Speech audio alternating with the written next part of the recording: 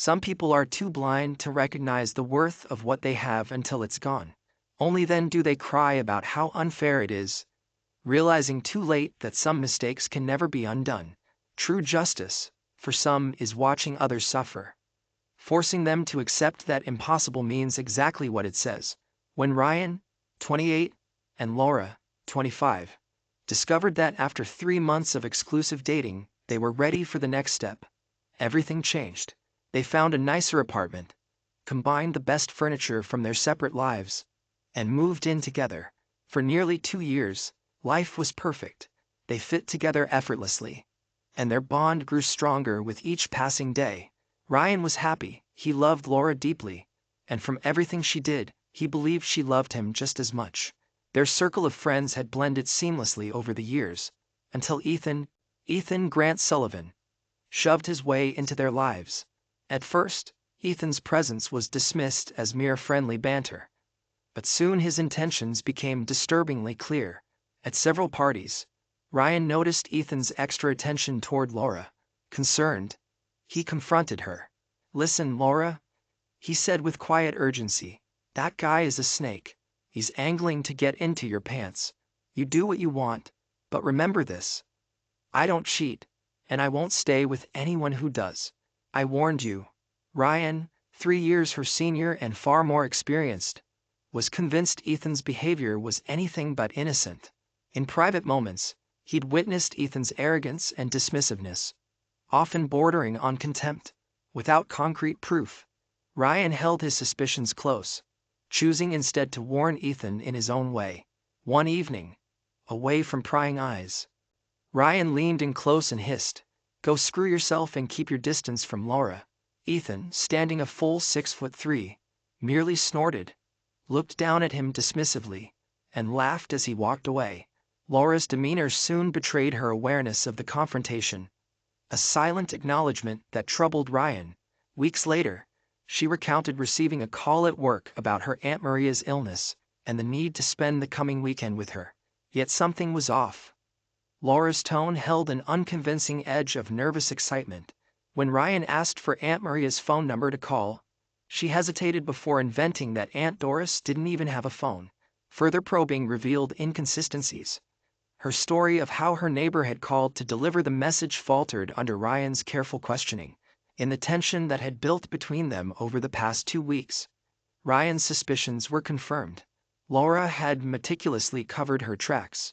3 times she had asked her supervisor for the afternoon off, twice for premarital counseling, and once to keep an appointment with her with someone else.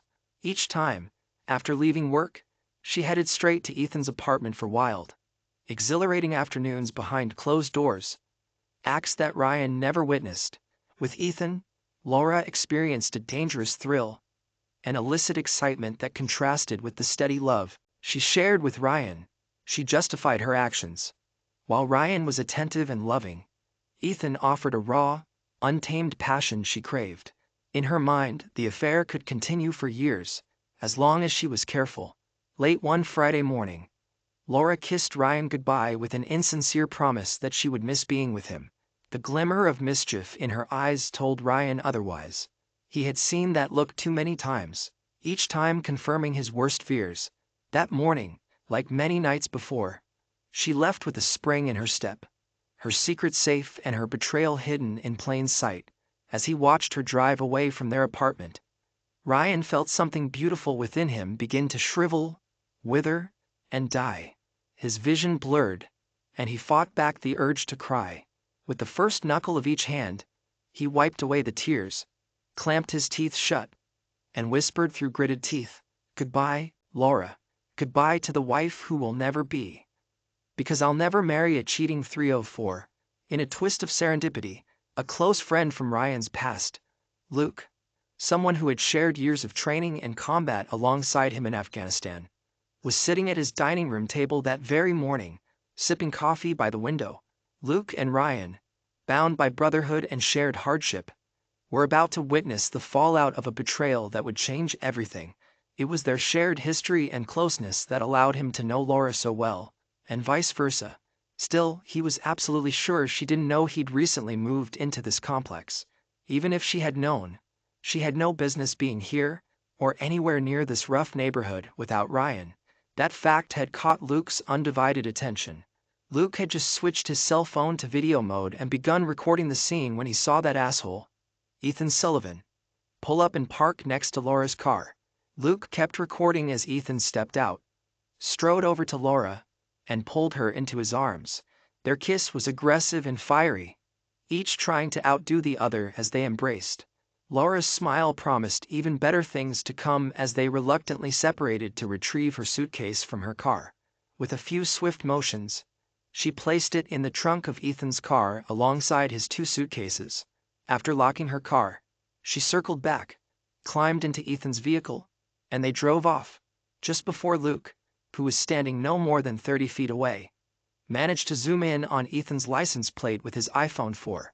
The video was crystal clear and meticulously detailed.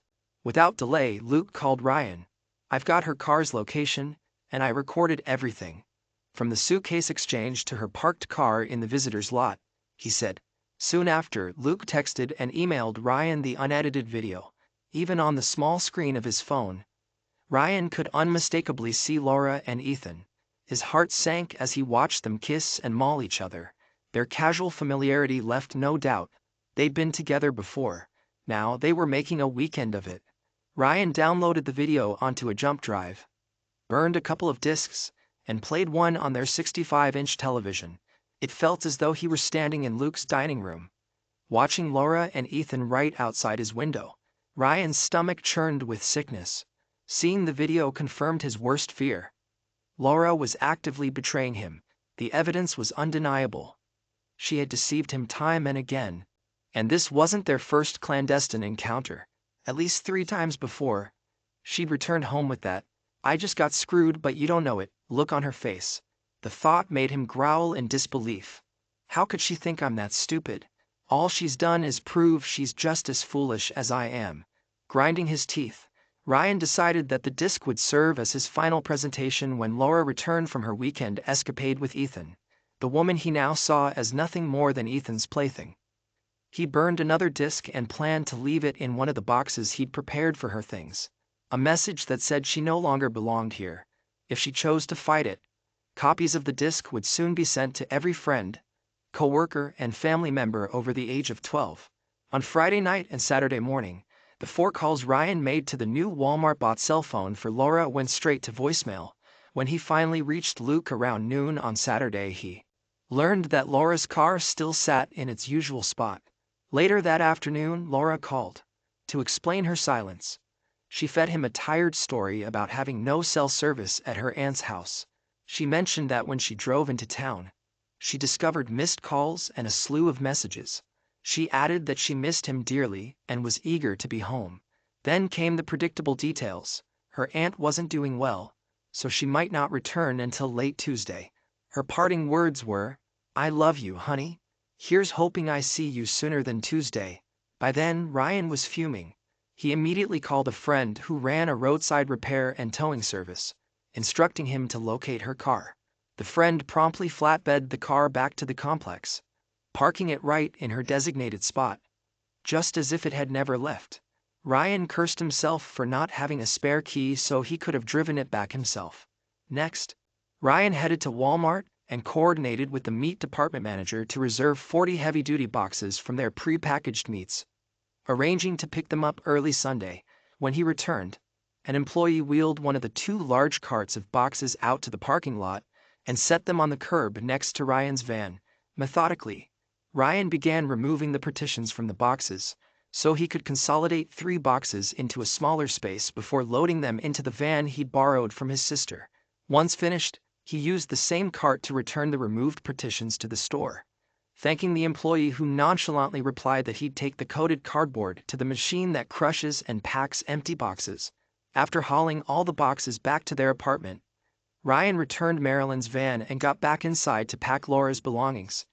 He was determined that by the time she returned, every single one of her possessions would be separated from his, boxed and stacked neatly by the door. Later that Sunday afternoon, Laura called to apologize, explaining that she'd have to stay with her aunt for another day, perhaps longer. She expressed her love for him and her anticipation of returning to his arms. Ryan told her he understood and not to worry, then ended the call. With a deep, resolute breath, he continued packing her things.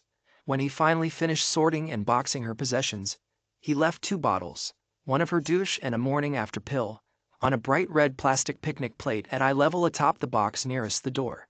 Right beneath them lay a folded note instructing her to call Ethan and remind him of the warning he'd received.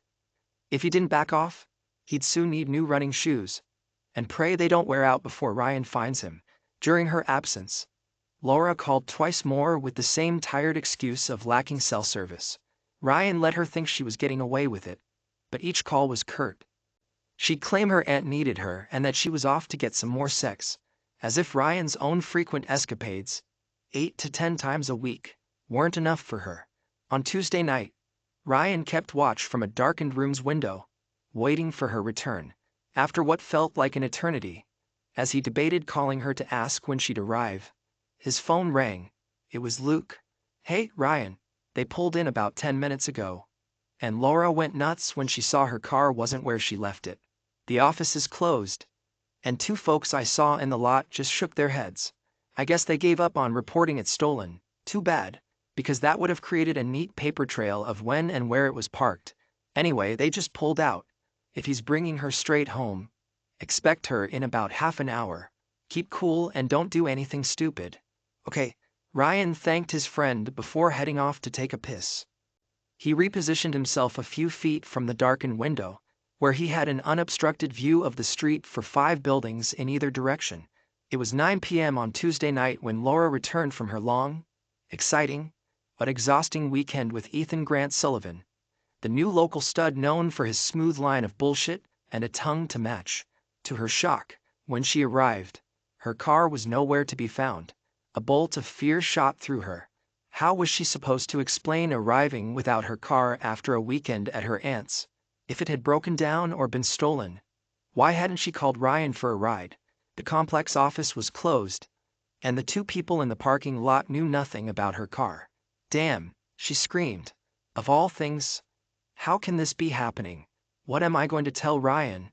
Disoriented yet determined to get home, Laura quickly concocted a story.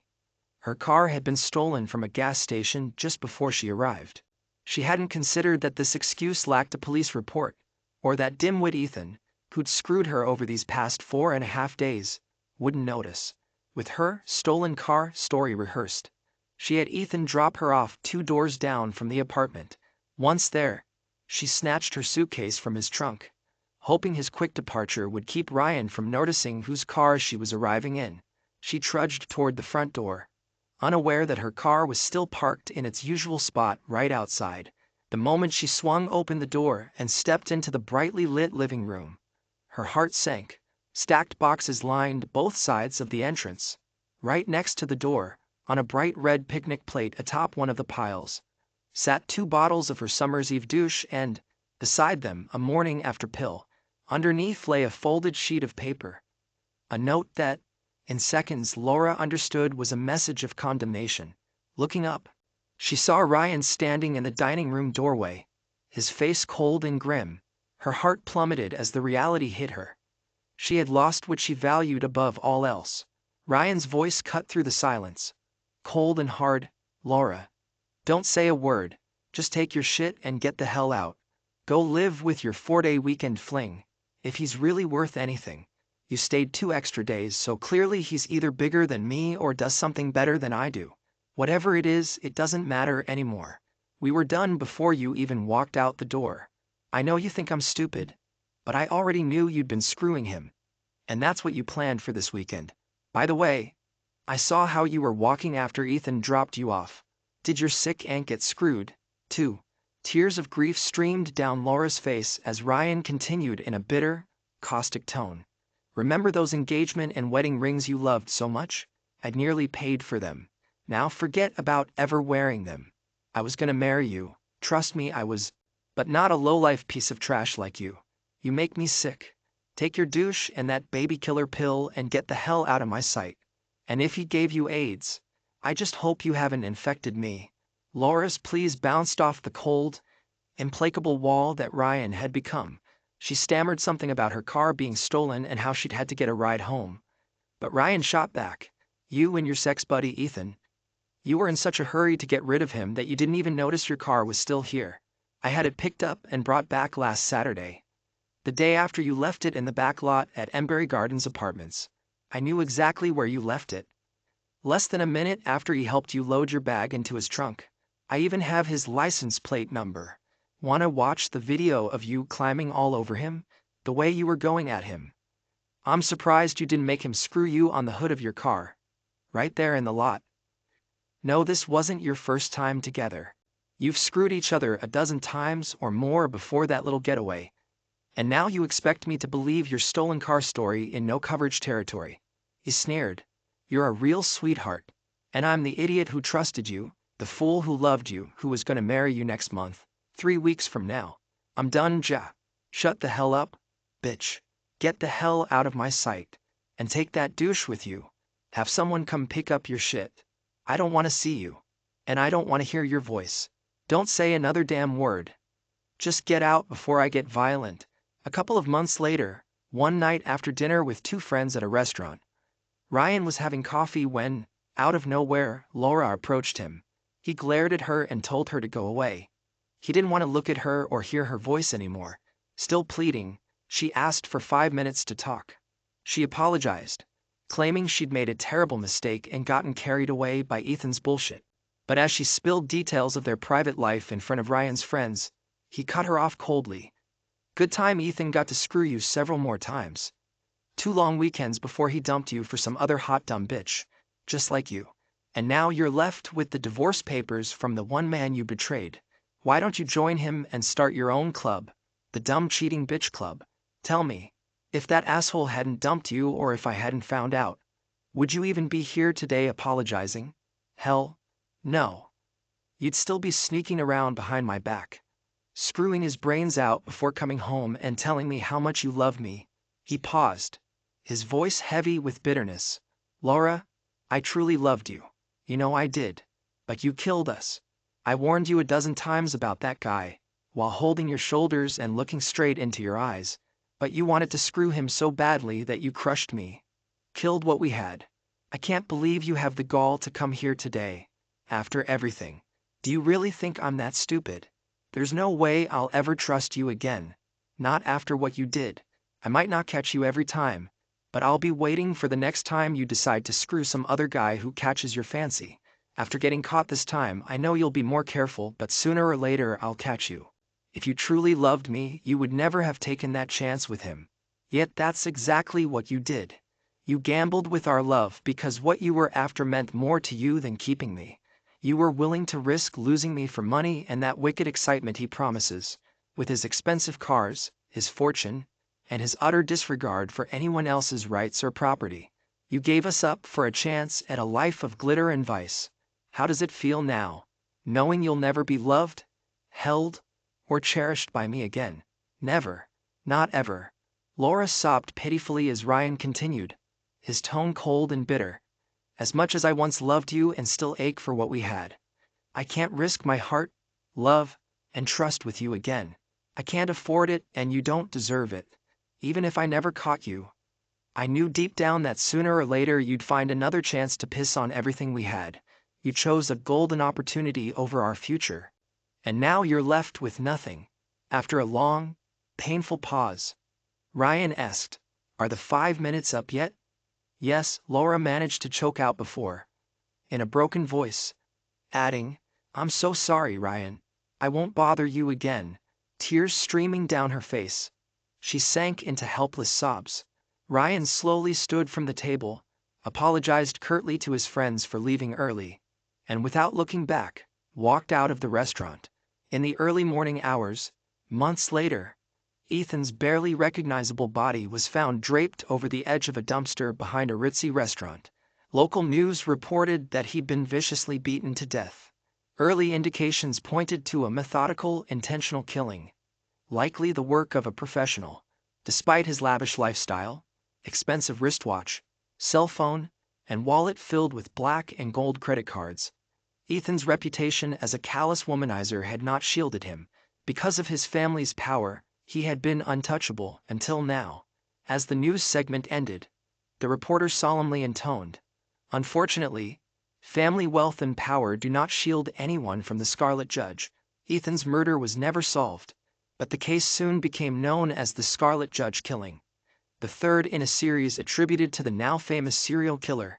At the funeral home, amidst the many flowers delivered, one large black lily stood out, accompanied by a card signed as Judge. The message read, "Ethan, you stand condemned. Not by a court of law, but by the weight of the lives you've shattered. You preyed on trust, turned vows into lies, and left nothing but ruin in your wake. Only you and I know that I was the last to see you alive. And before your final breath, I asked you, was it worth it? Was breaking homes and hearts worth the price? Your death is not vengeance. It is justice, a sentence long overdue.